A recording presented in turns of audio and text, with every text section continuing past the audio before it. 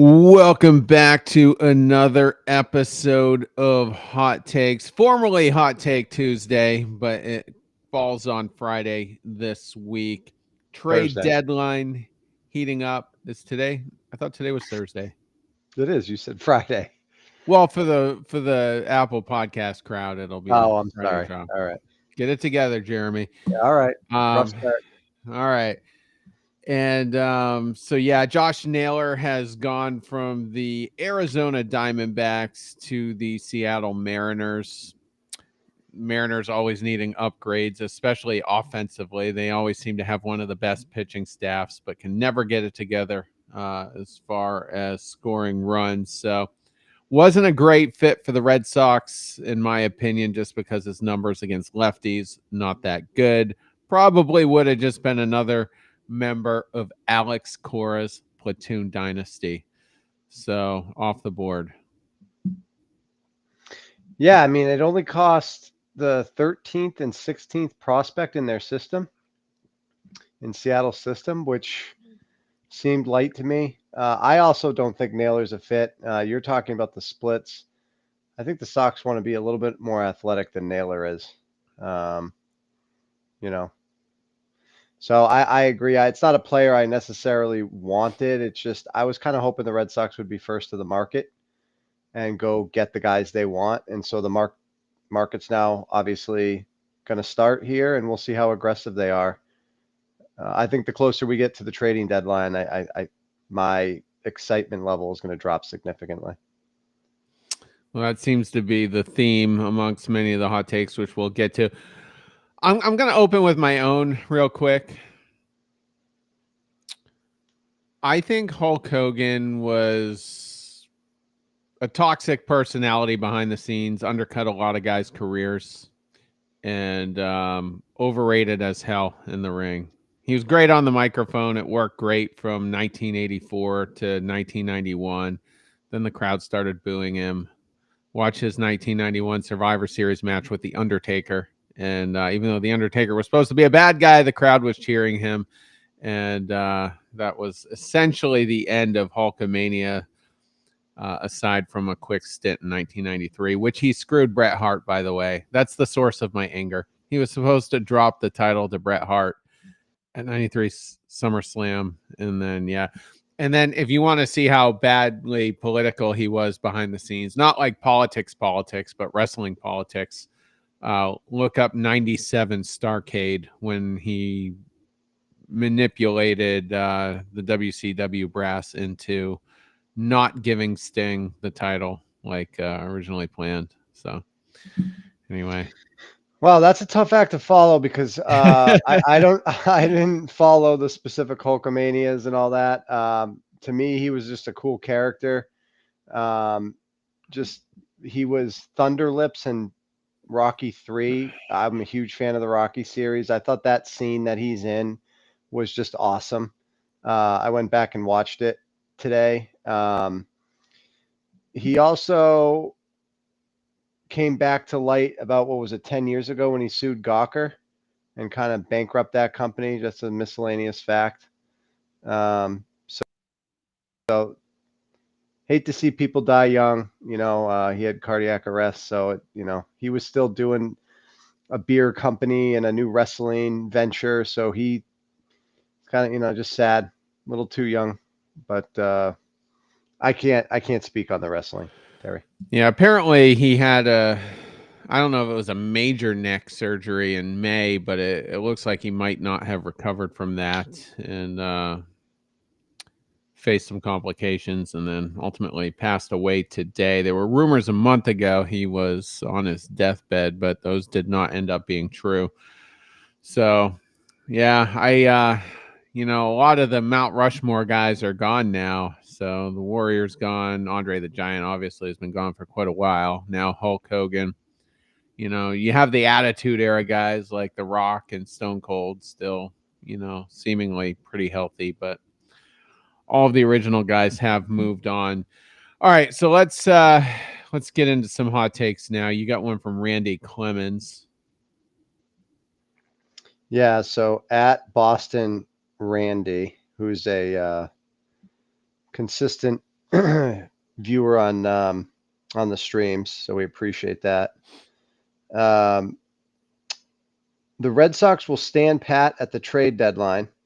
The best arms are coming off the market. They might make a minor deal or two, but they won't overpay for available players like Suarez, Olson, O'Hearn, etc.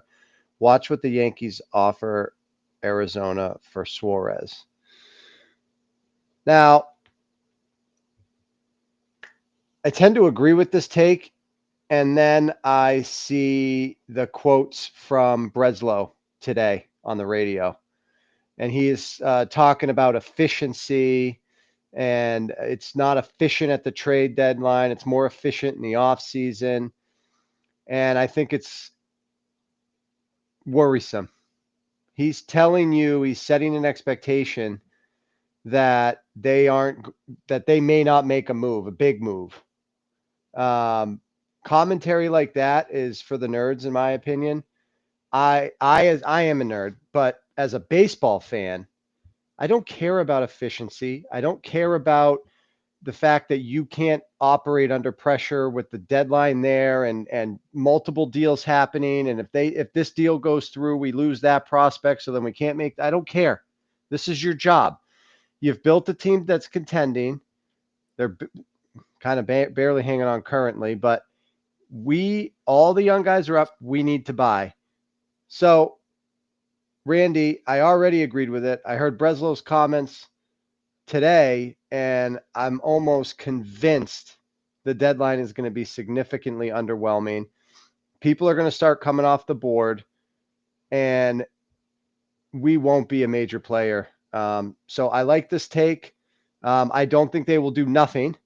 I don't. I think this might shape up to what happened last year, which is they went and got a rental left-handed pitcher in Paxton who immediately broke down, a couple arms who really never did anything, and then Priester, who we at least kept through the offseason and then traded and, ring around the prospect. No real value came from the last deadline at all.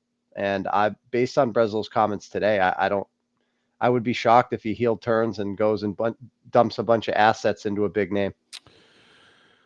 Just to piggyback off that, last night, 23 hours ago, there was a report from Jeff Passan of ESPN, basically, the biggest rock star journalist there is, the Adam Schefter of MLB. He says the Red Sox aren't exactly poised to pull off a blockbuster similar to the one that pried Crochet out of Chicago in December of 2024. At this moment, the Red Sox are not inclined to engage in any large-scale deadline moves. So, yeah, the pieces are all falling together, just kind of as Randy was speculating. And I think you're going to get, a rehash of the 2024 July trade deadline, which was extremely underwhelming. At this moment, at a minimum, you need to get a Kyle Schwarber type guy at the deadline. That's the lowest the bar should be set. If you want to set it high, you need to go get a controllable asset, someone you'll have for the next 3 to 4 years at least, with the abundance of surplus you have on this major league roster and in the farm. Guys that are blocked. Blaze Jordan, for instance, probably I shouldn't say he won't see the light of day, but he shouldn't. I mean, if Breslow's doing his job, and it's frustrating. And I said recently, the only impact trade Breslow ever made was the Crochet deal. And it's not like it was this critical out of nowhere thing. He had the Fort Knox of farm systems to get that done. And he needs to make a critical trade here at the deadline. And I don't know if he has it in him. I don't know, when was there another trade deadline where you didn't have the assets like you do now? Like when I think I got that backwards. You've got tons of assets. When was there another trade deadline when you were more well suited to get that big deal done? It's been so long because one of the things that happened during the Dombrowski era is he burned through prospects to support the big league club. Um, so it's a tough question, Terry. What do you think? I mean, you didn't even. Before the Dombrowski era, Yeah, I mean, the last real big one was either Evaldi, if you want to go to 2018. You could go back as far as 2013, and that was Jake Peavy. Or you can go back to 2008 when you sold off Manny and then you got Jason Bay.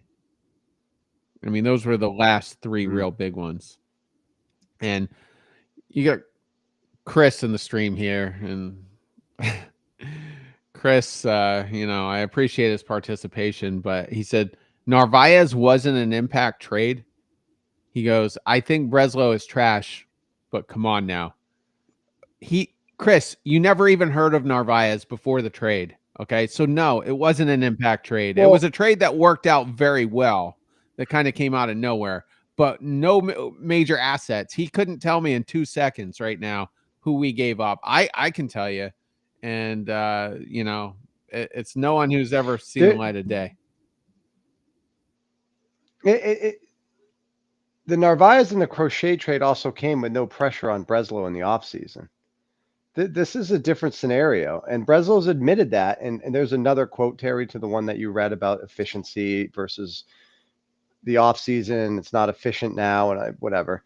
But this is what allows you to go and compete when you have an incomplete roster. What teams that are not perfect, and most of the teams aren't, go and say, hey, we are, we're in the race. We have a hole at first base. We have some issues at least backup catcher, and you go plug the holes to try to make your roster more complete. Marcelo Mayer's going on the DL today, so we're getting Hamilton back. That means we might, depending on the severity of the injury, we have an issue in second base now. The expectation from the fan base should be that he goes and spends assets and plugs those holes, and he's saying he's not going to do it. I don't know how you wouldn't be extremely frustrated by that. I am frustrated. This team deserves an upgrade, and they have shown they can get hot and they can go on runs. And I just think we have an executive in that front office who just continually fails to execute. I don't know. I don't know where else you can go with that. It's going to be the same trade deadline. We'll probably sell a little bit. We'll probably buy. They're peeing down their legs. It's frustrating. Is Meyer definitely on? I will say, yeah, Hamilton got pulled out of the lineup and was not in either game for the doubleheader today. I think Chris Cotillo had that. So the thought is that Hamilton's coming to Boston and Meyer's going on the disabled list. I will say this for the don't trade Duran group. Breslow's comments over the last 24 hours, I think, make it a virtual guarantee that Duran's not going anywhere. I would agree with that. I just was surprised to see this earlier because I was just curious as to where we stood with doubles, because I was looking at potential fits for the roster to acquire, and Duran leads the Red Sox in doubles. Isn't that nuts? Well, I knew that, and I also he's got 10 triples. So, wow. I mean, those would probably be doubles under if he didn't have the speed that he had. So, He's got 35 extra base hits that aren't home runs. So, I mean, he's having a sneaky decent year. He's just not hitting for average. And obviously, he's not having the same impact that he had last year. But his OPS is still like 760, which is far above average, and he's a positive impact on this team. Conversely, Abreu is, hitting a bunch more home runs, but not as many extra base hits. So, All right. This hot take comes from Marco Pio. I don't know if that's his real name. Perhaps it is. And he comes from a country I've never heard of, if this is accurate. I don't think it is. I think it might be a kind of a parody burner or a account. burner account or parody profile. But anyway, Marco says, I just lost it. He basically says the Red Sox, here it is, will pocket the $250 million savings from the Devers trade. Now, that's two layered to me. Now, number one, we haven't really talked about Devers a lot. And I think that 10-game winning streak kind of helped with that for a little while. But I'm going to say it right now. We can argue all day long whether we should have or we shouldn't have. But that trade might end up being the biggest reason we miss the playoffs. Not having that bat in the middle of the lineup anymore. Yeah, I mean, I don't know how you can argue that, at least for 2025, Devers' bat still being in this lineup would be a positive impact. It would have. I mean, how could anyone argue that? And to those that say, well, he didn't hit for a month in San Francisco. Well, he got uprooted and sent across the country to a different team, different program, different trainers, different training facilities, different equipment manager.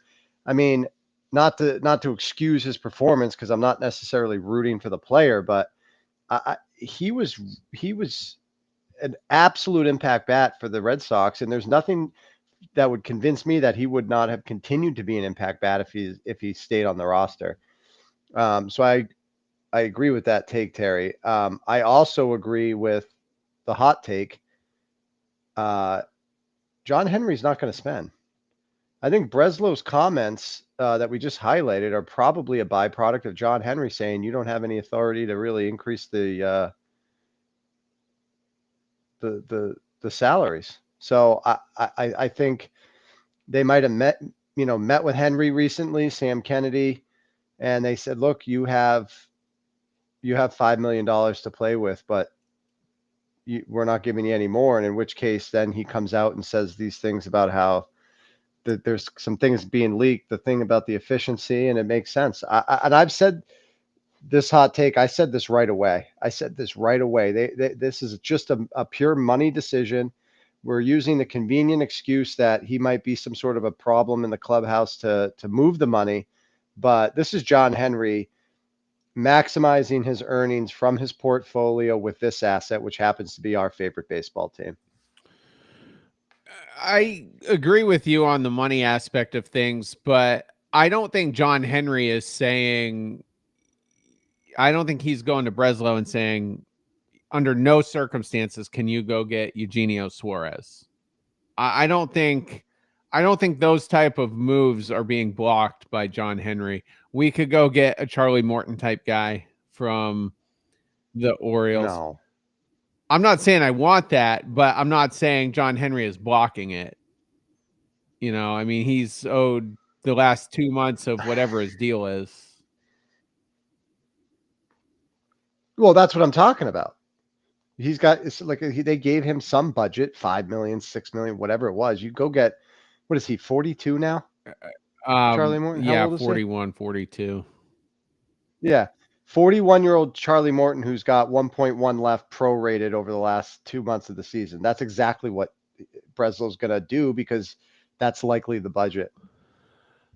He could. And getting back to the hot take here, nobody's really talking about Devers at the moment. No one's rehashing the impact, but that will become a narrative, as we go down the stretch here and as the season comes to a close.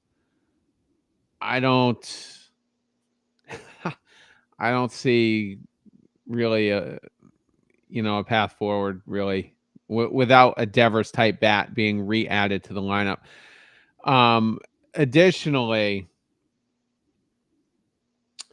Devers is hitting in the last 2 weeks. He's got his batting average back up to 283 with a 391 on base. He's walked 9 times in that span.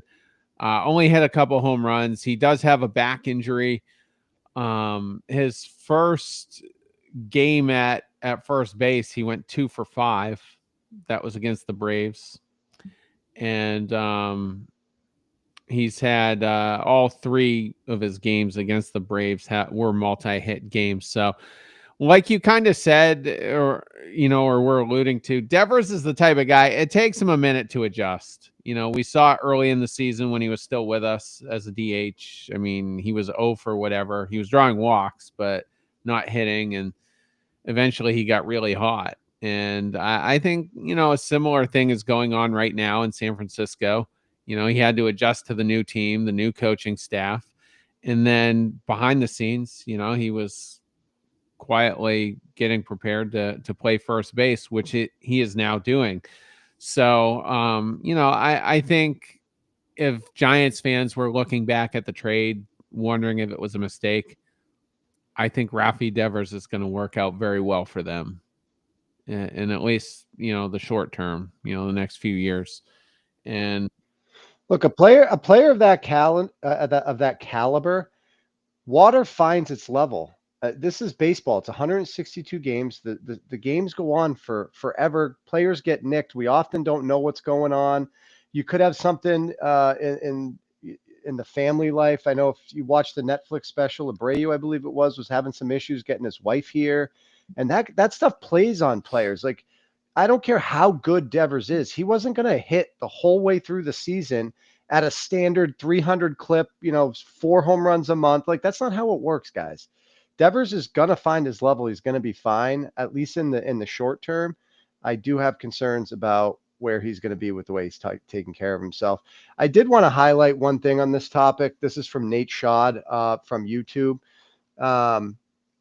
Honest question. You guys don't think right now Roman is a better hitter than Devers? Is this serious? Right? I mean, guys, can we settle down on Roman and let him be a 21-year-old kid learning at the big leagues? It's okay. That's where the team is, and he's up. He probably shouldn't be if the roster was balanced. His approach is elite, but he's a rookie. He's played 30 games, and we're ready to say that we're ready to go on this Devers thing to say that Roman essentially replaces Devers. I mean, come on. And by the way, I think Roman could be a potential Hall of Fame caliber player. I'd like to see him hit for power in the big leagues, consistently. But I mean, let's settle down on that. Yeah, I mean, while Devers was going through that adjustment period, Anthony did happen to be hot. But if this is October 16th and it's game 3 of the ALCS, bases loaded, with 2 outs in the 8th inning, who do you want right now? Do you want Devers or do you want Anthony? I think you want Devers in that spot. But I'll take Devers. I would prefer to have them both, to be honest. But yeah, we'll see. All right, there's another one I wanted to get to. Oh, this is Johnny Fontaine. Wow, I read the take, but not his name initially. So all right, and I think Johnny is with us. He is. There's like a brouhaha going on in the stream right now between a few of them, and I don't know. Some of those arrows are aimed at us, Terry. I don't know. Oh yeah, a couple shots across the bow. Randy was going after someone. I didn't know if that was us or maybe George. I don't know. But let's get to Johnny's take real quick, because it sounds like it could be ominous. Johnny says Buehler will be better than Giolito for the rest of the season. Now, if that means Buehler's just going to be really good, okay, fine. Giolito has not been good, and Buehler wasn't good until his last few starts. So Why that sounds ominous to me is the only two guys you love right now, based on momentum and trajectory, is Crochet and Brian Bayo. Oh, excuse me, just burped. It's the second time in a week I've done that. My energy drink, carbonation, whatever. And anyway, so Bayo, Giolito, those are the only two guys you trust at the moment. Giolito suddenly going backwards. Hopefully he resolves it. I think he will, but it's hard to be sure of that. And he hasn't had a load like this in a couple of years, so we'll see. Bueller went to some lab around the All-Star break, I think in Atlanta. I forget the name of it, and I think it was more for analysis than anything, and it does seem to coincide with him turning things around. So we'll see if he can keep that up.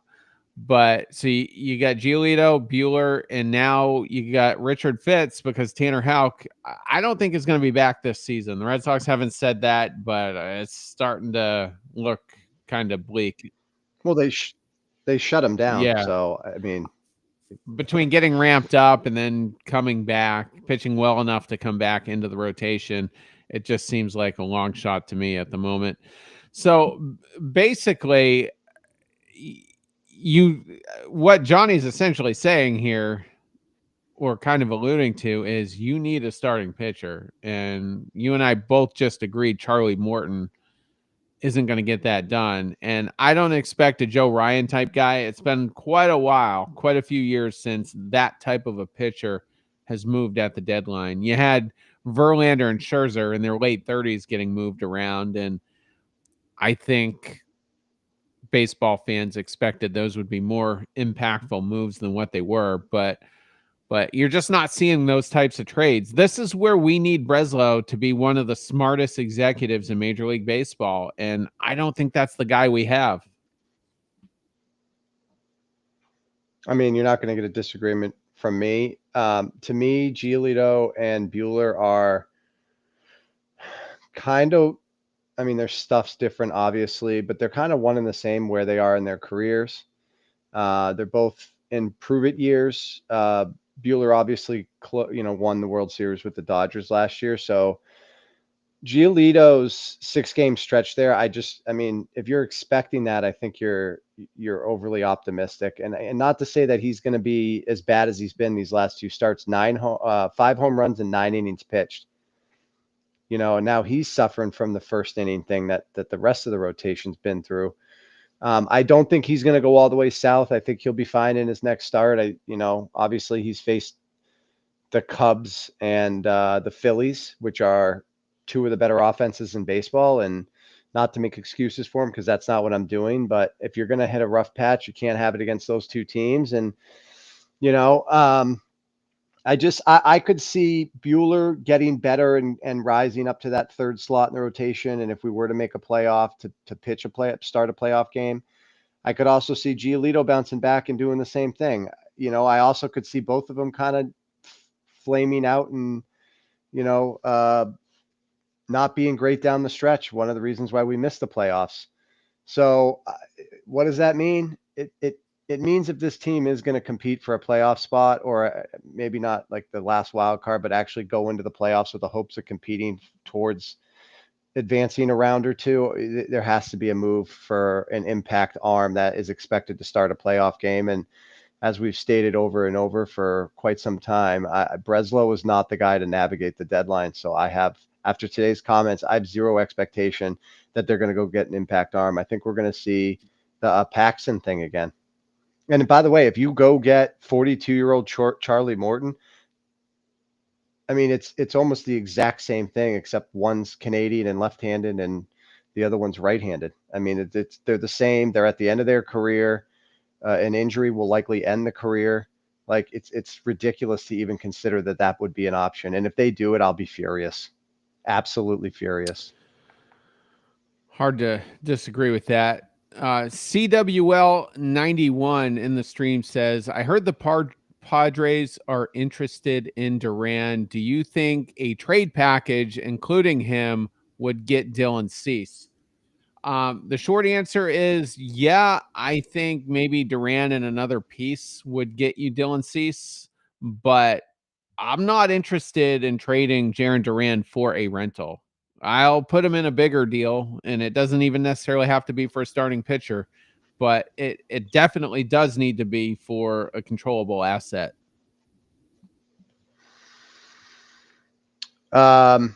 I have said this. I'll say it again. It's the same take. If you guys listen to everyone, you've heard this from me. I'm okay just trading Jaron Duran generally if it makes the big league 2025 Red Sox better. So it's going to take an impact coming back. This is not going to be Duran for prospects. That's absolute nonsensical. So if Duran gives us Cease and that allows Roman Anthony to get regular innings in the outfield, and Abreu plays right, and Rafael is in center, and that's what makes us a better team and gets us into the playoffs, I'm all for it. But Duran's an impact player. I know he's not having the year last year, but let's not use last year as his median. He excelled. He probably is going to be the best year of his career. He's still a good player. He's still having a positive impact on the Boston Red Sox. So if you're going to include him in a package, it better make this year's roster better, more complete. Dylan Cease would just be a rental. He's a free agent at the end of the year. Not having the greatest season. He's 3-10 right now with a 4.59 ERA, a WHIP relatively high at 1.30. I need a guy like Joe Ryan is controllable for 2 more years beyond this. And that's the package I would put Duran in, and it's going to cost you more than that. But that's 100%. what I would do. I'm not interested in Dylan Cease. Likewise. Let's see. Probably got time for one more. Just checking the stream right now. Nate Shad asks if Patrick Sandoval is coming back. I don't know where he's at, but it doesn't look like he's anywhere close to rehab games. Just going through. David Evans says FSG. Wally is. No, I'm not reading that one. AC says David Hamilton sucks. Sorry, this is not a hot take. Agreed on all of the above. Card Sox 84. Sox should sell Chapman and re-sign him in the offseason. That's essentially what the Yankees did in 2016. Sent him to the Cubs. Got a nice haul. Then signed him back anyway. And I guess what that makes me think here, and Nick the Voice has been all over it in his recent shows. If your mindset isn't to impact this team and make that run, just sell. Just sell. Get a decent haul for Chapman. You will. He's probably a top 2 or 3 closer right now in MLB. Maybe top 1. I don't know. I don't know who's hot right now. But that's what I would do. I would sell. If you're not going to commit to this team, sell. At least be transparent, right? That would be nice to tell us with honesty what the plan is instead of sending Sam Kennedy up there to lie directly to our faces like we're morons and believe it. I can't stand, just generally speaking, the sell and go re-sign. Like we just did that with Marchant and the Bruins, and he wound up loving Florida. And even though we offered him a contract, he had no interest in it. So that stuff just doesn't work.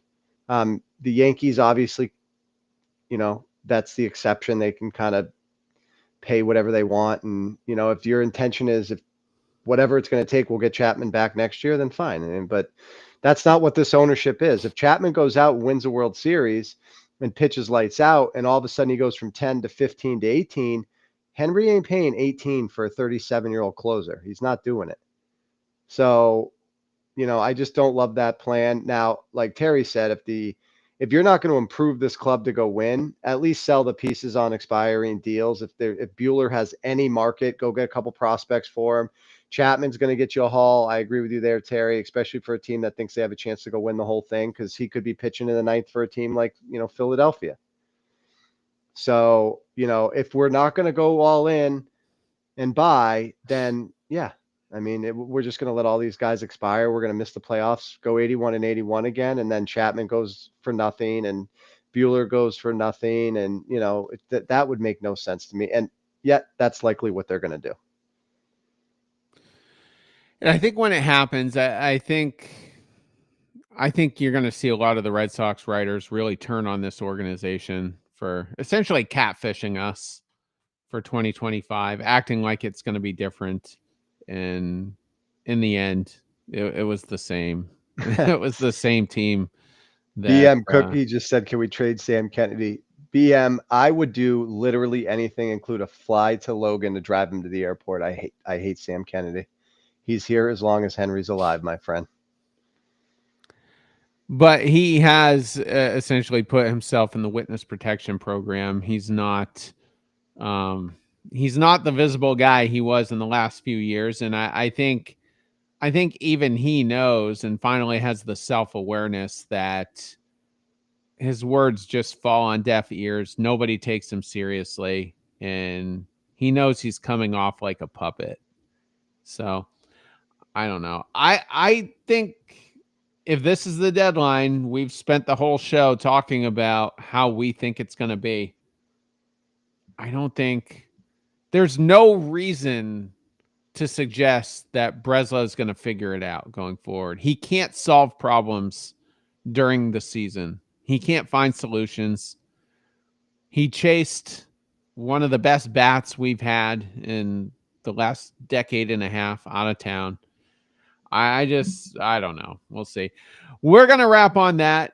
We'll be back tomorrow night. It'll be myself and Nick the Voice covering whatever did happen with that first game of the Dodgers series. So we'll be back for that. Everyone, enjoy your Friday. Take care.